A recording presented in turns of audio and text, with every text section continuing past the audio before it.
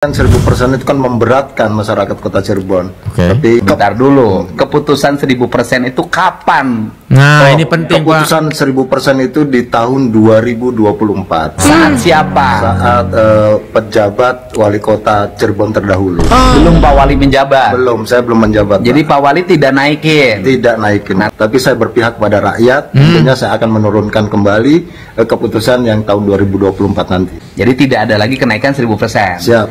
Untung Bapak Deddy Mulyadi langsung gercep, dipanggil tuh. Pertanyaan gue adalah, kenapa nggak pada teriak? Ini punten gue menanya. Kan wajar dong gue nanya, daripada gue tersesat. Wih. Ayo.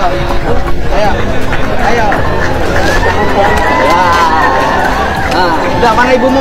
Ayo tarik. Ya cuman KDM doang sih yang menurut gue satu-satunya gubernur yang begini sama masyarakatnya. Ketika di acara rakyat bersuara, saya pernah mengusir jamaah di sebuah masjid tahun 2018. Jadi aku penasaran Dewan gitu ya. Ternyata memang ada. Tapi tentu ternyata memang ada. Ya memang ada, orang video kontennya sendiri gimana sih? Laknatullah, kamu mati mengenaskan kamu, saat turun-turunanmu kamu nanti. Demi Allah.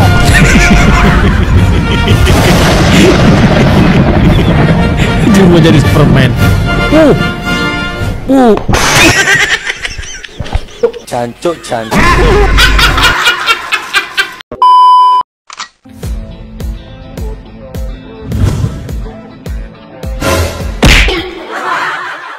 Halo guys, assalamualaikum warahmatullahi wabarakatuh. Selamat datang lagi semuanya para pemirsa yang budiman, yang cantik, yang ganteng, dan cetar membayang. Gimana kabar teman-teman semuanya? Semoga kalian tuh pada sehat-sehat dan semoga rezeki kalian tuh selalu berjalan dengan lancar. Alright, ada beberapa topik yang menarik yang mau kita bahas di sini. Dari yang paling seru, tertawa, gemoy, bahkan terpanas pun semuanya udah saya siapkan dan saya kumpulkan di sini. Nah, langsung aja kita gas, kita menuju TKPN. Play. Oke, seperti biasa, pertama-tama kita akan masuk di akun TikToknya Bapak Deddy Mulyadi ya. Yang belum nonton mungkin silahkan kalian nonton. Yang sudah nonton, yuk kita nonton bareng lagi biar tambah seru. Kenapa? Ini ada info terbaru terkait tentang pajak 1000% di Cirebon. Wow. Nih kita sudah bertemu dengan wali kota Cirebon. Wali kota Cirebon siapa? Nih menyangkut yang rame di media sosial hari ini, kenaikan pajak bumi bangunan kota Cirebon 1000%. Gimana Pak Wali? Ya. Punten Bapak ya, pati 250%, demonya luar biasa ya. Ini kenaikan pajaknya di Cirebon ini lebih parah sih. Bisa terbilang ini lipatannya bukan lipatan kali 2 dari 250. Ini sudah kali 4 ya. Wow. Nah, tapi mungkin ini ada penjelasannya nih ya. Ini kan 1000% itu kan memberatkan masyarakat Kota Cirebon. Tapi dengan sebentar dulu, keputusan 1000% itu kapan? Nah, ini penting Pak. Keputusan 1000% itu di tahun 2024. Saat siapa? Saat pejabat wali kota Cirebon terdahulu. Belum Pak Wali menjabat? Belum, saya belum menjabat. Jadi Pak Wali tidak naikin? Tidak naikin. Nah, tapi kan sekarang sudah ada nota keberatan itu kemahalan. Lagi berat nih masyarakatnya. Solusi Pak Wali kota yang dipilih oleh rakyat yang bijak walaupun pusing, gimana? Iya, walaupun pusing dengan kondisi yang ada saat ini di Kota Cirebon, tapi saya berpihak pada rakyat. Tentunya saya akan menurunkan kembali keputusan yang tahun 2024 nanti. Artinya akan mengevaluasi keputusan yang dibuat oleh PJ wali kota terdahulu. Ya, kan akan dievaluasi dan dimungkinkan kembali ke awal sebelum keputusan wali kota itu diterbitkan. Jadi tidak ada lagi kenaikan 1000%. Berlakunya kapan?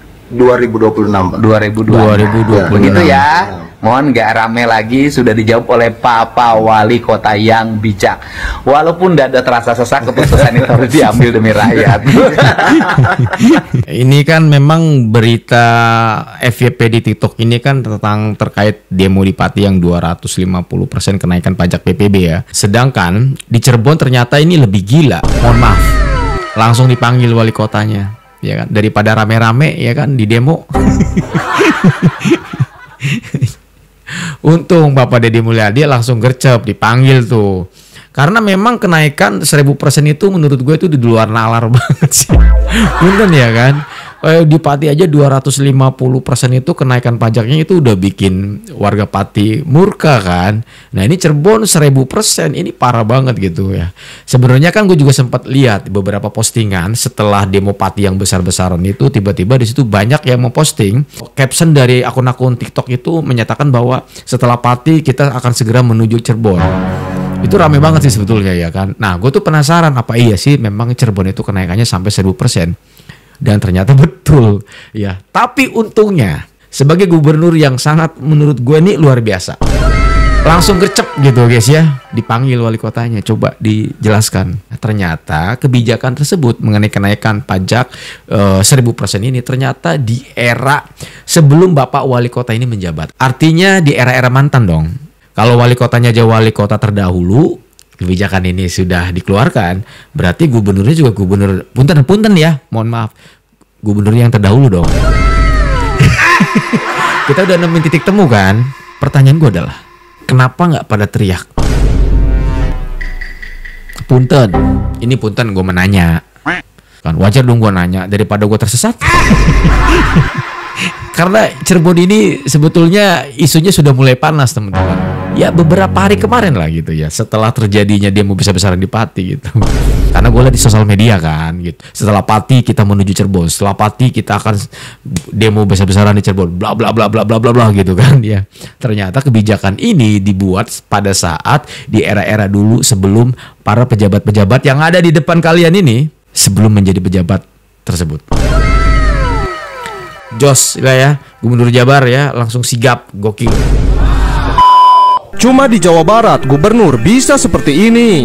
Bukan Kang Deddy namanya kalau nggak bisa bikin semua orang gembira. Hal unik terjadi saat Kang Deddy hadir dalam acara penutupan pendidikan Pancawaluya. Seorang siswa disuruh naik ke pundaknya. Wih. Ayo. Udah, mana ibumu? Ayo tarik.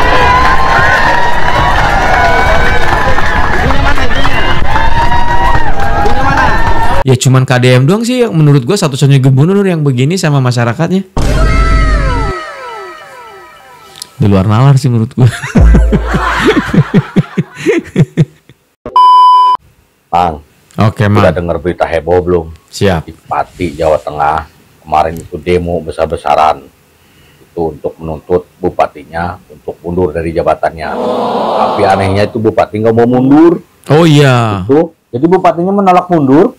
Padahal kan udah di demo gede-gedean itu, Mang Iwan. Iya, dia kekeh. Sebenarnya kan kita pernah ngelihat video juga, dan mungkin teman-teman juga sempat lihat video di TikTok bahwa ada sebuah pernyataan bahwa dengan ini saya menyatakan bahwa saya mundur dari bupati kan gitu ya.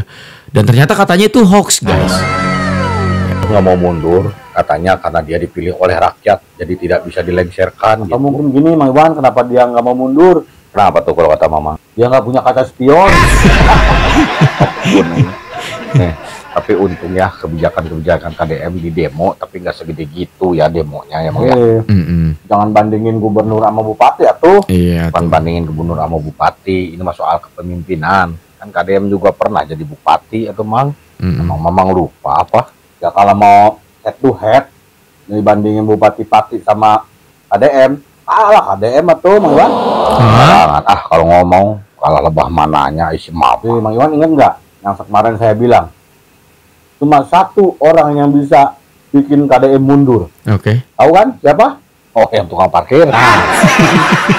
Sekarang Pati udah 100.000 orang yang demo masih belum mau mundur. Itu bandingin 1 sama 100.000. KDM mundur, dia nggak mau mundur. Kenapa?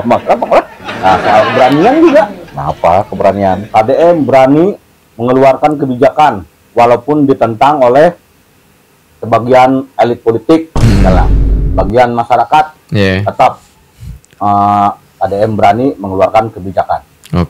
Nah, Bupati Pati lebih berani, Mang Iwan. Lebih berani gimana, Mang? Dia berani menaikkan pajak 250%. Ya, walaupun ditolak seluruh warganya. Itu berani. Apa nggak berani kayak gitu? Gila, tahu bukan berani. tapi maksain. Nah, yang terakhir nih Mang Iwan. Apa coba yang terakhir? KDM di survei kepuasan warga atas kinerjanya itu dapat 94,5%. Nah, sisanya 5,5% tidak puas. Artinya belum bisa kompak nih masyarakat Jawa Barat. Tapi lihat di Pati. Bupati-Pati sudah berhasil membuat masyarakatnya kompak. Kompak untuk melengsarkan dia dari bupati. Kalau dia turun itu mau banget.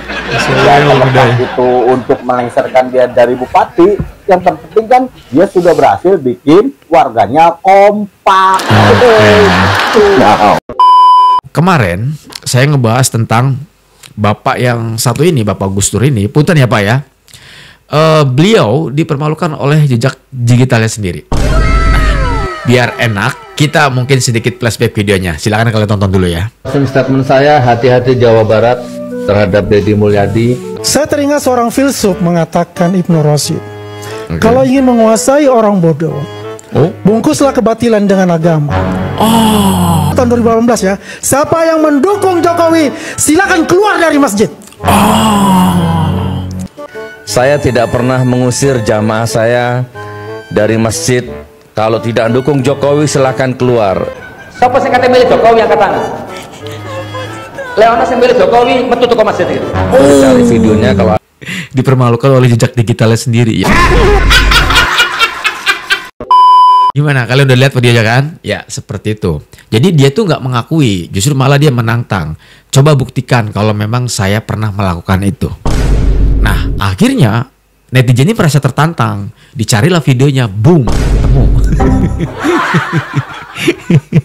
Dan akhirnya di sini dia kayaknya mau klarifikasi. Kita coba dengarkan ya. Assalamualaikum warahmatullahi wabarakatuh. Waalaikumsalam. Sahabat Gus Nur, teman-teman Gus Nur, saya ingin merefleksi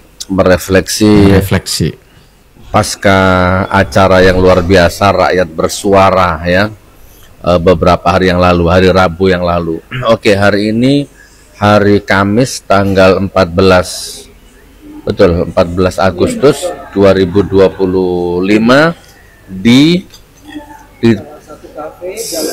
salah satu kafe jalan menuju Bangko. Ini perjalanan dari Pekanbaru ke Bangko 8-9 jam. Oke saudaraku, ketika di acara rakyat bersuara, salah satu narasumber dari pihak Jokowi mengatakan saya pernah mengusir jamaah di sebuah masjid tahun 2018.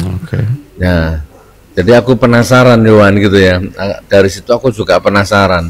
Apa iya, tak cari, aku nyari videonya. Oh ternyata benar. Ternyata ada 2018 itu satu video yang tidak milih Jokowi keluar dari sini.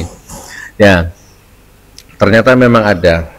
Tapi tentu ternyata memang ada. Ya memang ada orang video kontennya sendiri, gimana sih?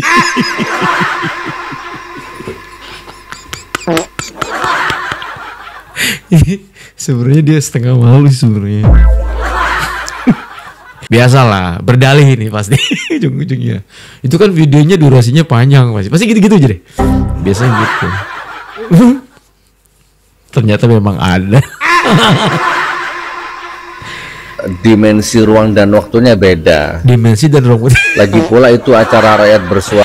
Tuh, dimensi dan ruang waktunya beda. Wih, dimensi. Mungkin kalau tahun kali ya, tahunnya berbeda gitu kan. Suasananya juga beda. Mungkin itu era politik mungkin gitu ya. Dimensi itu kan kayak semacam jadi antara dimensi bumi dengan dimensi lain. Ini dalam amat sih gue ngomongnya bos. Aduh. Para itu kan membahas amnesti, membahas ijazah palsu.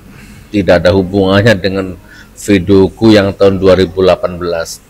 Dan video itu setelah saya amati, ternyata setelah saya lihat video itu durasinya 29 menit, bener, hampir 30 menit. Bener, kan? Cuman memang sempat digoreng, dipotong yang bagian itu saja. Dan sebenarnya itu video itu dipotong, kemudian diambil di bagian itu saja, kemudian digoreng. Ya karena memang poinnya kan itu. Bapak yang di acara TV itu juga ngomongnya kan cuman itu. Singkat, padat. Ya. Mendukung Jokowi, silakan keluar gitu. Kan poinnya juga itu. Ya ngapain harus ngedengerin 29 menit kan ya. Joke-joke gitu ya. Jokes, ya, bercanda. Dengan suasana yang guyon, dengan suasana yang ketawa ketiwi gitu ya. Tapi ngegas ya. Tidak dalam suasana yang marah.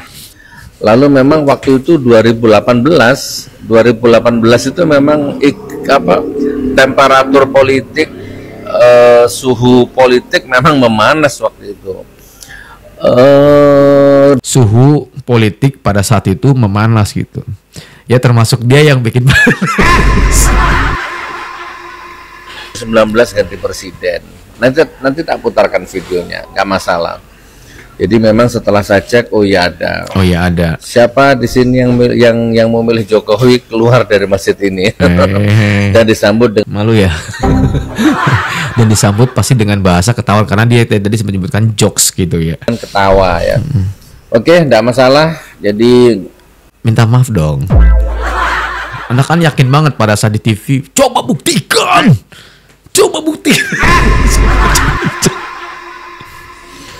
2018 memang waktu itu saya harus ngomong begitu dan saya wajib ngomong begitu, dan saya ngomong di hadapan hampir 100% adalah jamaahku yang satu visi 2019 ganti presiden.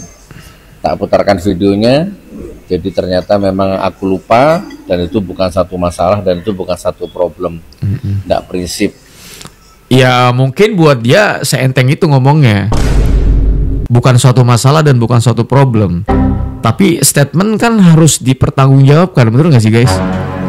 Kan ada kopi ya di sini.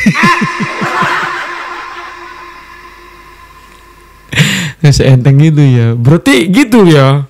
Ih. Maaf ya. Laknatullah, kamu mati mengenaskan kamu, turun-turunanmu kamu nanti. Demi Allah.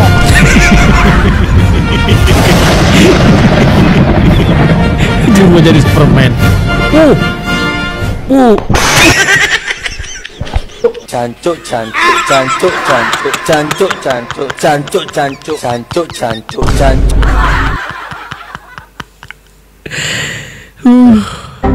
Itu tuh maksud gue tuh. Abis ngomong kalimat Allah tiba-tiba berubah menjadi kalimat-kalimat yang kotor gitu. Gimana coba sih gitu. Aduh, ampun gue mah. Pernah mengusir jamaah saya dari masjid. Kalau tidak dukung Jokowi silahkan keluar. Gus Nur jujur loh, bener. Dia mengatakan seperti ini. Saya tidak pernah mengusir jamaah. Siapa yang tidak mendukung Jokowi silahkan keluar, gitu kan. Kan yang di videonya itu adalah siapa yang mendukung Jokowi silahkan keluar. Sementara dia mengatakan, saya tidak pernah mengatakan barang siapa yang tidak mendukung Jokowi silahkan keluar, gitu kan. Bener dia jujur. Salut, hebat. Permainan kata-kata atau kepleset, nggak tahu juga. Kali ini saya hanya ingin mengatakan satu hal, bahwa lagi-lagi ada dari kalangan kiai, kalangan ustadz, kalangan ulama, yaitu saudara Suginur, berulah kembali dengan mengeluarkan statement-statement yang tidak pantas dilakukan oleh seorang ulama. Jadi sangat disayangkan memang seorang penceramah, seorang kiai, seorang ulama yang mestinya menjadi panutan umat kemudian selalu mengatakan hal-hal negatif atau istilahnya menjelek-jelekan orang lain, siapapun itu. Saya sangat tidak respect kepada siapapun, apalagi dari kalangan kiai, dari kalangan ustadz. Jangan sekali-kali berceramah itu selalu menjelekkan siapapun, terlebih menjelekkan gubernur kita. Saudara Suginur ini sudah berkali-kali mengkritik, lebih tepatnya bukan mengkritik tetapi menghina kepada gubernur kita. Dengan dalih berceramah tetapi isinya adalah menggiring opini publik, menggiring Mustami agar membenci KDM. Ini sangat tidak pantas. Untuk itu kepada Saudara Suginur, tolong hentikan upaya Anda ataupun cara Anda rubah. Terlebih Anda itu sudah 2 kali katanya masuk penjara ya, berurusan dengan hukum. Artinya pantas kalau Anda dikatakan residivis. Betul sekali apa yang dikatakan oleh salah seorang pejabat. Zaman sekarang ini bukan bicara soal berani dan tidak berani, lantang ataupun tidak lantang. Tetapi bagaimana kita mengemas dakwah itu untuk disampaikan dengan cara-cara bil hikmatil mau'izatil hasanah. Kebenaran tetap harus disampaikan, tetapi harus dengan kata-kata atau cara-cara yang bijak. Karena memang apapun yang kita lakukan, apapun yang ustadz atau kiai lakukan, seorang penceramah lakukan, tetap aja ada yang suka, ada yang tidak. Mungkin dengan cara yang negatif banyak yang suka, yang positif pun demikian. Tetapi di zaman sekarang ini sudah tidak lagi zamannya kita berceramah dengan menggunakan kata-kata yang kotor, kata-kata yang menjelekkan orang lain, kata-kata yang isinya hanya untuk menjatuhkan orang lain, baik dari kalangan pejabat maupun siapapun.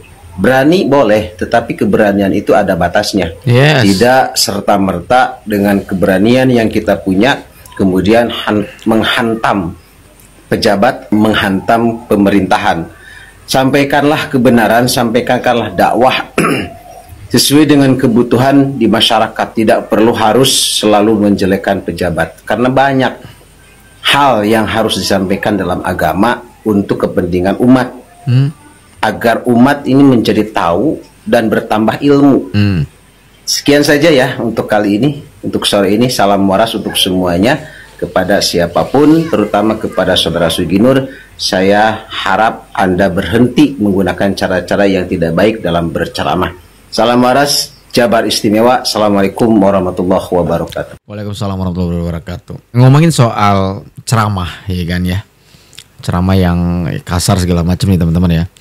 Sebetulnya kemarin itu saya pada saat membuat konten itu kan ada video yang saya reaction, yaitu Kades Gondrong kalau tidak salah. Itu juga memboikot tuh kalau nggak salah tuh. Jangan sampai, punten ya teman-teman ya, kalau saya dengarkan videonya gitu, kalau misalnya dia mau ceramah mau apa gitu di khususnya di daerahnya Kades Gondrong itu akan ditolak gitu ya. Cuman punten teman-teman, di situ kenapa sih videonya itu nggak ada suaranya gitu? Tahu nggak alasannya kenapa? Itu bukan karena kesalahan teknis atau gimana, itu terkena klaim musik. Ya, itu musiknya gede banget. Saya di situ memilih untuk menghapus lagu. Ternyata saya lupa kalau menghapus lagu dari isi video tersebut, maka semuanya akan hilang termasuk suara saya. Jadi itu, jadi saya putar gitu ngomong dulu ya. Soalnya masih banyak yang komentar di video saya yang sebelumnya, Bang, video Kades Gondrong yang pas abang reaction itu nggak ada suaranya. Iya, itu terkena klaim musik. Ya, jadi saya ingatkan buat teman-teman kalau mau bikin konten di TikTok, please ya volume musik itu jangan over ya. Ini udah zamannya klaim musik guys. Ya karena kalau di reaction di YouTube itu akan sangat gampang terbaca. Beda dengan TikTok, kalau TikTok nggak begitu terbaca. Tapi kalau YouTube langsung terbaca otomatis oleh robot YouTube. Itu alasannya. Oke, gitu aja. Terima kasih banyak buat kalian yang udah mampir. Mohon maaf kalau ada kata salah. Saya undur diri pamit. Assalamualaikum warahmatullahi wabarakatuh dan bye-bye.